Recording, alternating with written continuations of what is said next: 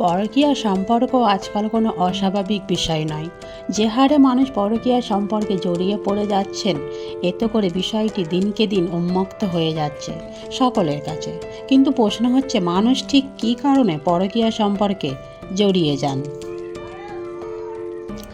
যদি মনে করেন পরকীয়া সম্পর্কে জড়ানোর জন্য শুধু আপনার সঙ্গী দায়ী, তাহলে আপনি ভুল ভাবছেন।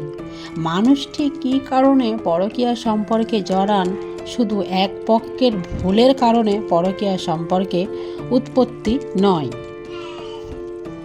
পরকীয়া সম্পর্কে জড়ানোর জন্য দুই পক্ষেরই ভুল রয়েছে। বিশেষ করে নারী যখন পরকীয়া সম্পর্কে জড়ান, তখন তার স্বামীর অনেকটা ভূমিকা থাকে। জানতে চান কিভাবে? 1 নম্বর, তিনি আপনার ব্যাপারে অনেক দ্বিধায় ভোগেন। আপনার তার প্রতি অনীহা এবং অতিরিক্ত কাজের ব্যস্ততায় তাকে অবহেলা করার বিষয়টি একজন নারী পুরোপুরি উল্টোভাবে দেখেন।